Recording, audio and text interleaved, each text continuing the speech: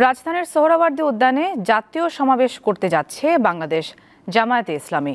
সমাবেশ সফল করার লক্ষ্যে এরই মধ্যে ব্যাপক প্রস্তুতি নিয়েছে দলটি। দেশের বিভিন্ন প্রান্ত থেকে নেতাকর্মীরা ঢাকায় এসে সমাবেশ স্থলে যুক্ত হচ্ছেন। ভোর থেকেই সোহরাওয়ার্দী উদ্যান ও এর আশপাশে নেতাকর্মীদের উপস্থিতি দেখা গেছে। ছোট ছোট দলে অনেকেই সোহরাওয়ার্দী উদ্যানে প্রবেশ করছেন। সমাবেশে নেতাকর্মীদের আনতে ৩ জোড়া বিশেষ ট্রেন ভাড়া করেছে দলটি। এসব ট্রেন একবার করে চলবে রাজশাহী ঢাকা রাজশাহী, সিরাজগঞ্জ ঢাকা সিরাজগঞ্জ এবং ময়মনসিংহ ঢাকা ময়মনসিংহ রুটে। মূল অনুষ্ঠান শুরু হবে দুপুর ২টায়।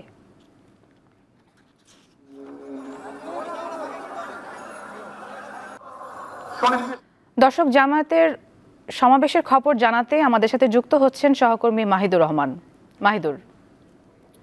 মাহিদুর, কর্মসূচিকে ঘিরে নেতাকর্মীদের উচ্ছ্বাস কেমন দেখছেন, আমাদের বিস্তারিত জানাবেন। নুজাত, এই মুহূর্তে আমি অবস্থান করছি সোহরাওয়ার্দী উদ্যানের প্রবেশপথ ইঞ্জিনিয়ার্স ইনস্টিটিউটের সামনে। সকাল থেকে আমরা এখানে নেতাকর্মীদের মধ্যে উচ্ছ্বাস উদ্দীপনা দেখছি, যে তারা উচ্ছ্বাস উদ্দীপনার মাধ্যমেই কিন্তু এই সমাবেশ সফল করার জন্য সবাই একসাথে একত্রিত হচ্ছে এই সমাবেশ স্থলে। আমরা সকাল থেকে দেখেছি যে বাংলাদেশের বিভিন্ন স্থান থেকে তারা লঞ্চ, ট্রেন এবং সড়ক পথে প্রায় কয়েক হাজার বাস ভাড়া করে কিন্তু তারা এই সমাবেশে উপস্থিত হয়েছে এবং আমরা এটাও জানতে পেরেছি যে গতকাল রাত থেকেই কিন্তু তারা এই সমাবেশ স্থল সফল করার জন্যে সোহরাওয়ার্দী উদ্যানে অবস্থান নেওয়া শুরু করেছে।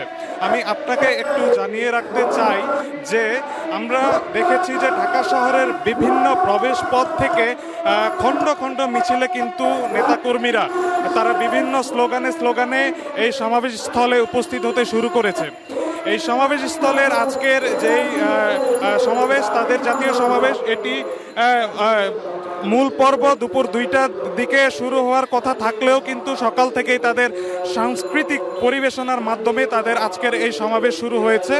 আমি এই সমাবেশকে ঘিরে দেখেছি যে তারা বিভিন্ন চিকিৎসা সেবা কেন্দ্র তারা এখানে রেখেছে।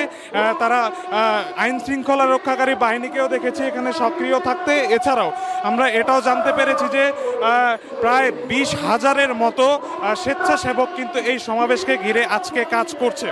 আর তাছাড়া আমি আরেকটি জিনিস আপনাকে জানিয়ে রাখতে চাই যে আজকের এই সমাবেশকে ঘিরে পয় নিষ্কাশন ব্যবস্থা এবং সুপেয় পানিরও ব্যবস্থা করা হয়েছে।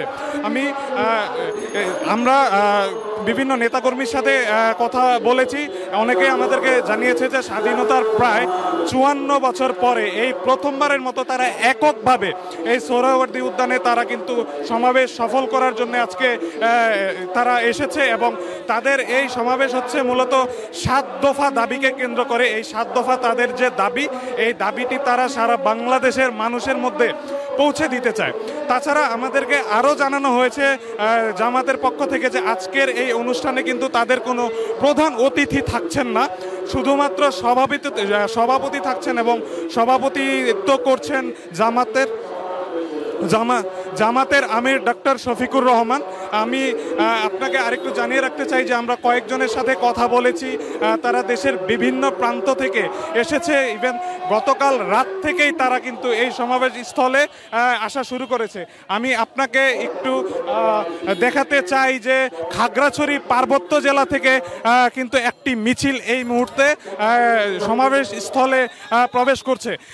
তাদের সবারই হাতে আমরা দেখতে পাচ্ছি যে পতাকা এবং বিভিন্ন ধরনের ব্যানার নিয়ে তারা কিন্তু এই সমাবেশ স্থলে প্রবেশ করছে।